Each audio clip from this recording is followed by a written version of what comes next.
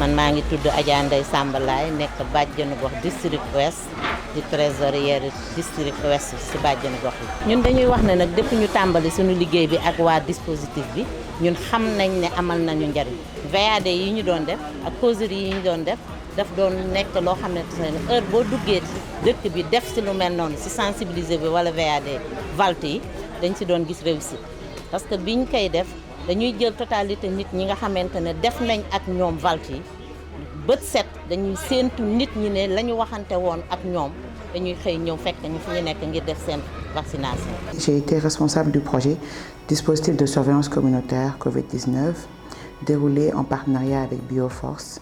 C'est un projet d'activité communautaire mis en œuvre dans 3 districts, au district sanitaire de Dakar-Ouest, au district sanitaire d'Umbo au niveau de la région de Thiès et au niveau de Ouagadougou, précisément au district de Bogodogo, en partenariat avec Promaco, une organisation partenaire de Enda Santé. Le district couvre 3 centres de santé, dont 7 postes de santé.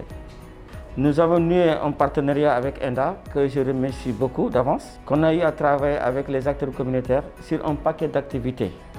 Les acteurs communautaires choisis étaient souvent les acteurs communautaires identifiés au niveau de la communauté, des jeunes, des femmes et des jeunes hommes. Donc on avait des badjanogor au niveau du Sénégal, des relais communautaires qui ont été choisis ici, de même qu'au niveau de Bogodogo.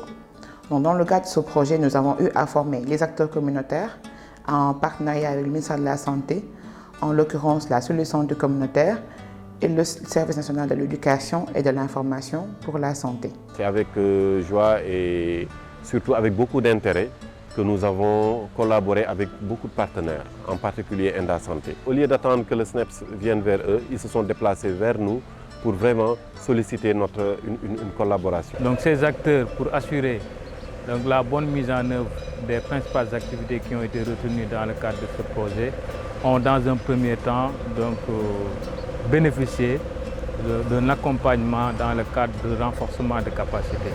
Et à ce titre, la cellule santé communautaire a bien été impliquée dans ce processus de formation. Donc, durant cette formation, nous avons un peu parlé de la CREC en général, la communication sur les risques et l'engagement communautaire, mais avec un focus surtout sur la communication sur les risques. Comment on doit communiquer en période de crise? Qu'est-ce que les gens pensent?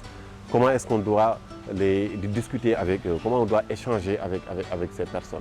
Nous avons choisi 20 acteurs communautaires avec l'implication des infirmiers chefs de poste. Parce que tout ce qu'on fait, parce que les infirmiers chefs de poste sont les responsables de leur zone d'activité. Donc le choix a été fait avec eux. fi ñu toll ak rumeur yi nga xam ne moom moo nekk ci dëkk bi day baax nit ñi dem ci askan bi waxtaan ak ñoom xamal leen lan moo fi ne parce que nemmeeku nañ ne depuis que relais yi dugg ci gox-goxaan yi vraiment nit ñaa ngi ñëw nit ñi xam nañ exactement lan mooy mbas mi.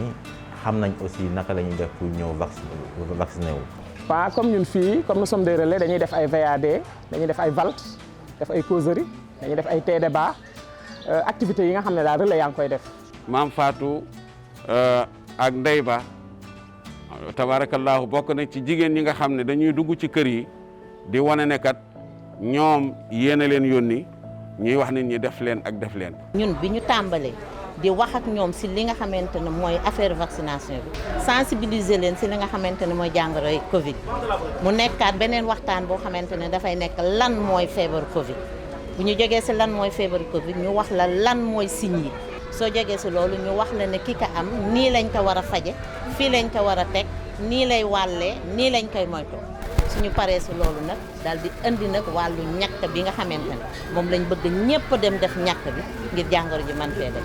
Vraiment gis nañ ne ñun li ñuy liggéey ñi ngi koy appliquer vraiment parce que port de masque yi léegi c'est obligatoire da ngay gis ne koo ci waxal ñaari fan ñett même bu dul woon takk masque yi dina takk masque yi rassemblement yi tamit am na ci ñu bëri ñoo xam ne waxtaan nga seeg ñoom bàyyi nañ ko wala wàññi nañ ko yaa ngi dégg lavage des mains moom dañ koo dëkkal koo ci dem ci këram ñaari yoon ñetti yoon boo fa delluwaatee di nga gis ne respecté na lavage des mains parce que da ngay gis mu teg siwo teg saabu. Nous avons eu à organiser au Sénégal spécifiquement au niveau du district ouest 13 stratégies avancées de vaccination. Le vaccin est sûr.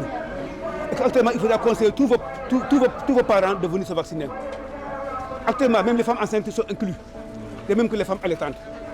Et même les personnes même qui ont d'autres maladies, comme le sida ou bien le cancer, d'autres maladies, ils sont invités à se vacciner.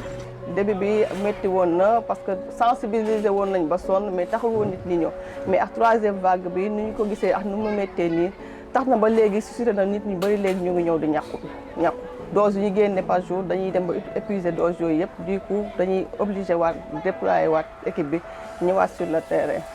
mais ñàkk yow boo nee ñàkk bi man bu ma ko defee daf may lor te yow ñu gis fii programme élargi de vaccination façon vaccination bu ne ñu defal ko nit ñi rey leen léegi yow bii moo war a ñëw rey nit ñi te ñoom ñi koy wax ci réseaux sociaux yi de ñu ngi vacciné wu de ba pare nag yéen xañ leen ay vaccin ngeen bëgg a nangu loolu.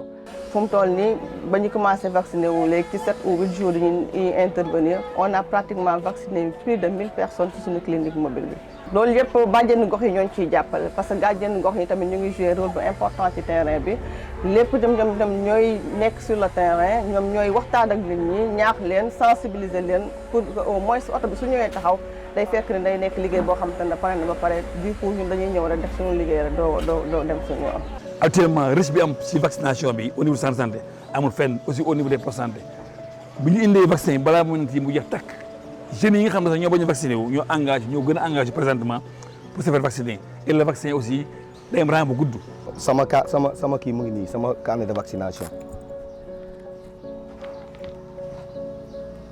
kon donc lii da lay protéger su lu bëri su fekkoon dama gis ay effets secondaires ak li gars yi di wax konoon bon man du ma ñëw fii taxaw tey toog naan dem leen ngeen vacciner. La vaccination daf ñuy protéger contre les formes graves de la Covid mais mën nga am Covid encore mais mënoo am loo xam ne da nga ciy loru mu graaw moo tax nag ñëpp dañu war a continuer respecter les mesures barrières même boo vacciné woo. résultat satisfaisant bi ñu ci am mooy jeunes yi ci boppam léegi ñoom ñoo nekk porteur de voix te loolu lañ ci visé woon di dem ci ASC yi di dem ci jeunes yi nga xam dañuy def théâtre pour ñoom ñu mën a nekk porteur de voix au sein de leur quartier au sein de leur foyer te loolu aussi macha allah am nañ ci résultat parce que boo gisee activités yi ñu def yëpp jeunes yëpp dañ leen di génnee sa carte de vaccination donc loolu moo doon objectif bi macha allah gis nañ si résultat. fii sama kër amul kenn ku vacciné wul amul ñi fi nekk ñëpp a vacciné wu relais yi ñu ngi nii ñoom ñëpp dañ leen taxawu dem leen vacciné wu ñoom ñëpp maa leen njëkk a vacciné wu mais dama leen a taxaw dem leen vacciné wu lii baax na dem leen ngeen vacciné wu lii moo leen mën a protéger ndax yéen a ngi dugg ci nit ñi amu leen protection ñàkk yi macha allah nañ ci jàpp nañ ko fulaal nañ ko sama koñ bii de ñàkkeetuñ ko fayda de. Donc c'est le moment de remercier ENDA pour tout ce que ENDA a fait dans notre district. Et ENDA n'a qu'à élargir au niveau du pays. Parce que aussi, surtout Dakar aussi, on a besoin de partenaires pour booster les indicateurs au niveau de Dakar. Parce qu'on a l'impression que les ONG sont souvent dans les régions, mais quand même Dakar aussi a besoin des ONG quand même parce qu'on a un médecin-chef de région qui est dynamique.